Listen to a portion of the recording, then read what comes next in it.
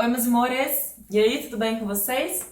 Mais uma aula hoje de análise de obras do Paz. A obra de hoje vai ser o Cânone do Pachelbel. Essa é uma obra super conhecida, bem familiar e que normalmente você escuta fora daquele contexto de teatro ou da ideia mesmo de música de concerto, uma vez que ela aparece em contextos distintos, como por exemplo cerimônias de casamento. Ela aparece em comercial e até na música popular. Ela acabou ficando bem famosa, bem conhecida. Para analisar uma obra, nós sempre analisamos três aspectos. Você já lembra disso, não lembra? Os três aspectos se relacionam então com o compositor, se relacionam com o contexto e com os aspectos musicais propriamente ditos. E dentro de aspectos musicais tem muita coisa para olhar. A instrumentação, textura, estrutura, enfim, várias coisas importantes.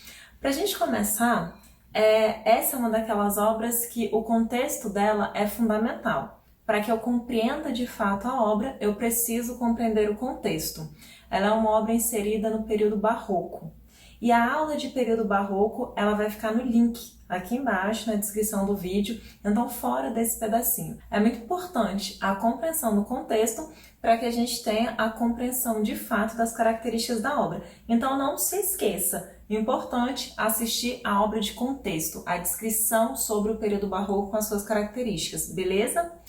Essa obra, ela tem uma amiga dela, tem uma obra parceira no Paz da primeira etapa. A ópera Orfeu, do Monteverdi, também é uma ópera barroca, embora seja bem do comecinho e traga ainda características renascentistas, características do período anterior, certo?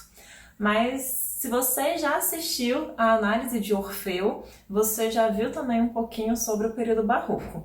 E esse contexto vale então para as duas obras. Pensando agora no compositor, que é o outro ponto que nós temos de análise. O Pachelbel, Johann Pachelbel, foi professor, instrutor, mentor do irmão mais velho do Johann Sebastian Bach. Lembra desse compositor? Ao analisar lá o contexto do período barroco, a gente consegue perceber a importância dele. Foi tão importante que o ano de morte do Johann Sebastian Bach marca o fim do período barroco. A gente fala bem assim, olha, o marco final desse período é a morte desse compositor. E o Pachelbel foi professor do irmão mais velho dele. Isso significa que ele contribuiu diretamente nas produções musicais do Bach também, porque o Bach aprendeu com o irmão, o Bach se inspirava nas composições do irmão, o Bach escutava o que o irmão tocava e aquilo ali que o irmão fazia em casa contribuiu profundamente nas suas obras. Então a gente já tem uma relação aí entre esses dois compositores. O Pachelbel, ele tem uma lista vasta de composições. Ele escreveu fugas, ele escreveu cânones, ele escreveu tocatas, que são todas obras muito significativas do período barroco. Ele tem uma ampla gama de composições camerísticas, e composições camerísticas é um conceito da nossa aula de hoje, já vou falar sobre isso. Ele tem, então, o cânone que nós vamos estudar hoje, que possivelmente ele teria escrito para o casamento do irmão do Bach, o Christoph Bach. É o nome do irmão dele. Ele teria se casado, então, no dia 23 de outubro de 1694 e o seu professor deu para ele de presente uma composição para ser tocada no casamento dele. E essa composição se repete no casamento de muitas pessoas hoje em dia. Só que a obra dele caiu no esquecimento, ficou inacessível durante muitos anos. Nos anos de 1970, essas obras foram resgatadas. E então, nesse ano de 1970, um maestro chamado Jean-François, olha que chique, ele é um francês, né, óbvio, ele resolveu gravar essa música do Pachelbel e começou então um sucesso absoluto. Embora ele tenha composto várias outras obras, como eu falei para vocês, tocatas, fugas, né, músicas características do período barroco, é essa obra em especial que imortaliza então Johann Pachelbel dentro desse universo da música erudita. Essa obra, ela entra pra gente no Paz, ela tem um motivo especial para estar no Paz. Primeiro que ela é uma obra muito característica do período barroco. Ela traz elementos bem importantes que reforçam as características de compreensão desse período. A outra questão é que ela nos permite discutir alguns conceitos que também são relacionados ao período barroco e que é importante para a compreensão total desse estilo composicional, desse momento de composição. Os conceitos que nós vamos trabalhar aqui vai ser música de câmara, ou composições camerísticas é a mesma coisa, são sinônimos na verdade. Baixo contínuo é uma palavra importante que eu já mencionei lá na aula sobre o contexto do período barroco, e também a própria forma musical chamada de cânone. Então, são alguns conceitos que nós vamos trabalhar aqui.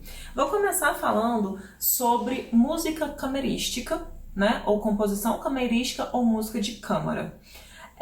Os compositores e a nobreza, eles começam a pensar em espaços mais restritos, em espaços menores, para que tenham apresentações e para que a nobreza possa, então, ter uma vida cultural ativa.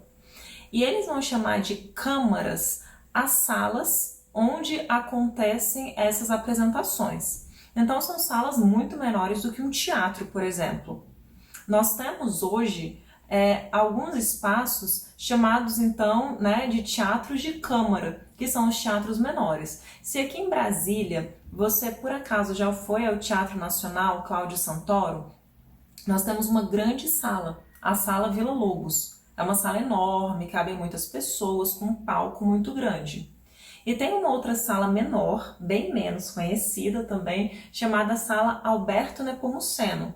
Essa sala, ela tem um espaço físico muito menor, cabem menos pessoas e o seu espaço de palco também é muito menor. Quando os compositores pensam em fazer as composições para música de câmara, chamada música de câmara ou camerística, eles pensam em fazer composições para que sejam apresentadas nas câmaras, nas pequenas salas. Logo, isso significa dizer que eu estou fazendo uma composição para uma pequena formação, para poucas pessoas apresentarem. Hoje em dia, essa expressão ela continua sendo usada e o sentido dela pode ser tanto música instrumental quanto vocal ou a combinação, música instrumental e vocal junto, desde que seja uma pequena quantidade de pessoas se apresentando. Então, essa é a regra da música de câmara. Lá atrás eram as câmaras, as pequenas salas construídas então dentro dos palácios, e hoje é qualquer apresentação erudita, né, de música de concerto feita para um pequeno grupo. Então, quando a gente pensa um quarteto, que é o nosso caso aqui, inclusive, um dueto, um trio, até um octeto, né? 8 pessoas tocando e cantando simultaneamente. Um exemplo, ainda dentro do repertório da primeira etapa. Baquianos número 5 do Vila Lobos. Nós temos uma orquestra de 8 violoncelos e uma soprano. Poderia sim ser considerado, e é considerado música de câmara, porque cabe naquele espaço e é feita para uma pequena formação de músicos tocarem. Ficou claro esse conceito? Então, beleza, vou seguir em frente. Nosso próximo conceito, então, vou falar sobre a forma musical, que é cânone. Nossa música se chama Cânone em Ré, de Johann Pachelbel. É assim que nós definimos ela. E o cânone já se refere à própria estrutura da música, à própria forma da música. O cânone é uma forma musical que se baseia na ideia da imitação. Então, funciona... Tem uma brincadeira de infância que funciona exatamente igual essa ideia do cânone. Por exemplo, eu sou a primeira, aí eu faço. Aí o colega depois de mim faz. Só que nisso eu mudei o ritmo que eu faço. Eu tô fazendo isso aqui, enquanto ele faz. Aí quando eu terminei de fazer ele vai fazer. E o terceiro colega vai fazer o primeiro movimento que eu fiz. Aqui eu mudo. Por exemplo, vocês não lembram dessa brincadeira? Vocês já brincaram disso quando eram menores? Sei, eu gostava pelo menos dessa brincadeira. Então essa ideia da imitação, que o outro vai imitando exatamente igual ao primeiro, só que com um certo atraso, um certo tempo de diferença. Essa é basicamente a ideia do cânone. Então o cânone é uma forma musical baseada na imitação. Eu imito exatamente igual o que o primeiro fez, a ideia melódica aqui no caso. Então ficou claro, né? Ficou fácil de entender? Para a gente entender exatamente o que é o cânone, eu já vou usar um exemplo da nossa música. Então vocês vão perceber comigo o seguinte: o violoncelo, que na verdade ele vai fazer o que nós chamamos de baixo contínuo, e esse conceito vem daqui a pouco, ele vai tocar uma sequência de 8 notas, ok? Você vai conseguir perceber essas 8 notas pela movimentação do arco do violoncelista. Então ele vai fazer a primeira nota, a segunda nota, a terceira nota, tá aqui, ó. na mão dele, você vai perceber, ele vai tocar 8 notas. Tocadas essas 8 notas, o primeiro violino, ele vai imitar essas 8 notas que o violoncelo fez. E aí você vai conseguir ouvir e contar o violino fazendo 8 notas. Passadas as 8 notas do violino, vai entrar um segundo violino tocando exatamente o que o violoncelo tocou, o que o primeiro violino tocou. E na sequência, o terceiro violino fazendo essa mesma coisa. E aí, a gente tem que prestar atenção nisso. Por quê? O que vai acontecer? O violoncelo, ele vai ficar tocando só essas 8 notas durante toda a música. Porque ele é o baixo contínuo. Mas eu vou explicar isso. Enquanto o primeiro violino, ele vai tocar as 8 notas e na sequência ele vai fazer uma nova melodia, vai tocar novas coisas. Quando o segundo violino entra, ele vai tocar essas 8 notas e ele vai fazer a imitação do que o primeiro violino fez. Então vamos tentar escutar só esse pedacinho dessa ideia da entrada das 8 notas? Acompanhe aí comigo.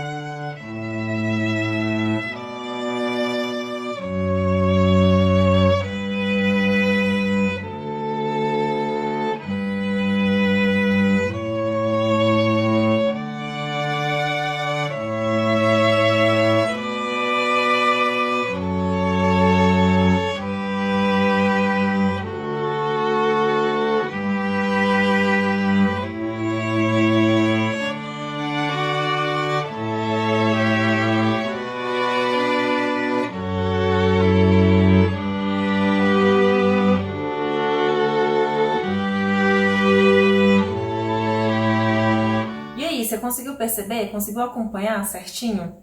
Teve essa percepção dessa relação aí? A música vai se desenvolver muito bem daqui pra frente, a gente também vai conseguir reconhecer o desenho melódico dela, tá? Agora eu vou mostrar pra vocês aí um trechinho da partitura. Olhem na tela aí. O que você tá vendo é, na linha mais de baixo, o violoncelo começou tocando. Tá acompanhando aí na partitura?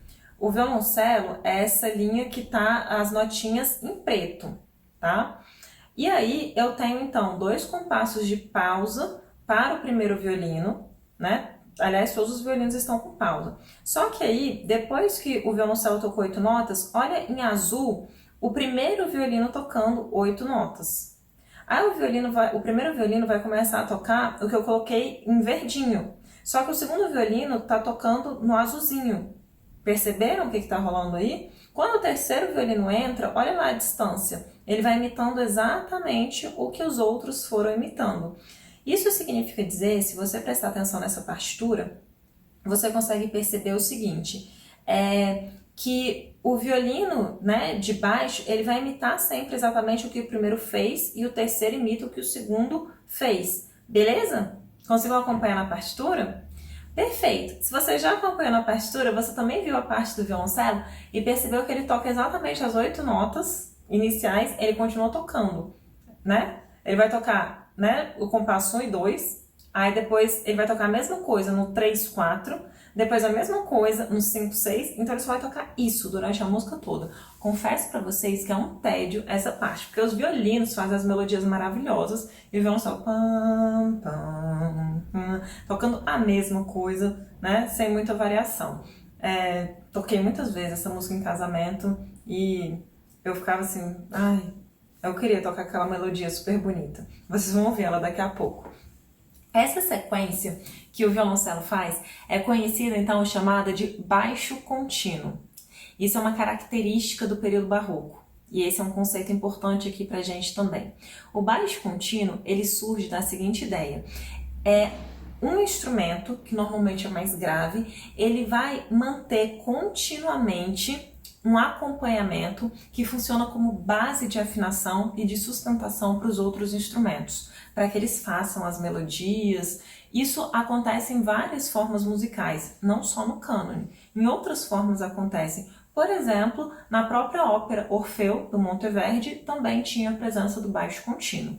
Se a gente quiser pensar num conceito bem redondinho de baixo contínuo, nós podemos entender da seguinte maneira. Acompanhe. O baixo contínuo pode se referir tanto ao baixo em si, a parte instrumental mais grave e não interrompida de uma composição destinada a sustentar sua tonalidade, ou, no período barroco, a um sistema de notação musical e da prática de performance em que uma parte de baixo instrumental era escrita por extenso, conhecida hoje por progressão do baixo harmônica, ou somente contínuo, como o nome implica, e um ou mais instrumentistas, frequentemente o teclado ou cravo, o alaúde ou outro instrumento similar do período, preenchiam a harmonia com acordes apropriados à progressão, ou improvisavam uma linha melódica.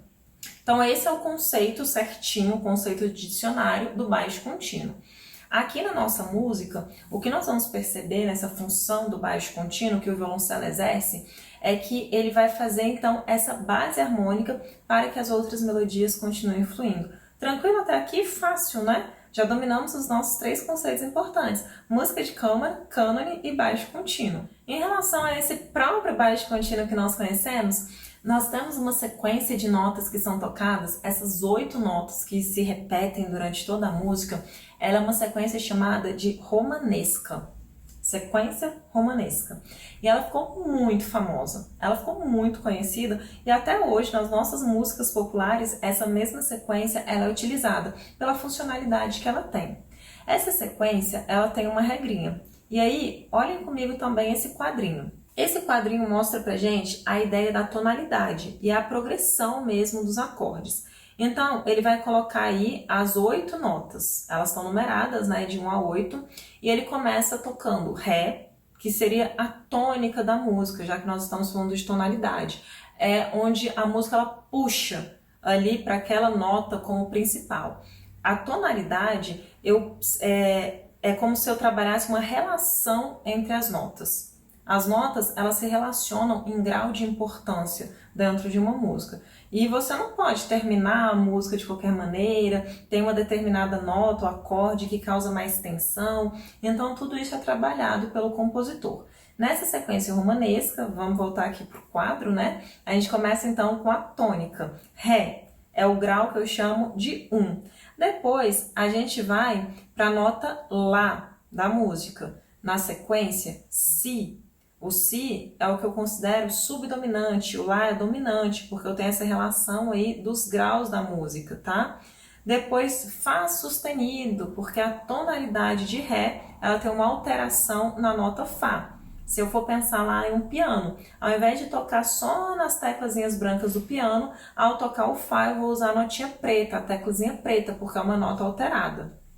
Depois ele vai para Sol, ele volta para Ré, que é a tônica, ele vai para Sol e ele vai para Lá. Na sequência, essas notas serão retomadas novamente. Então, de Lá ele vai para Ré, retoma Lá, Si, Fá sustenido, Sol, Ré, Sol e Lá.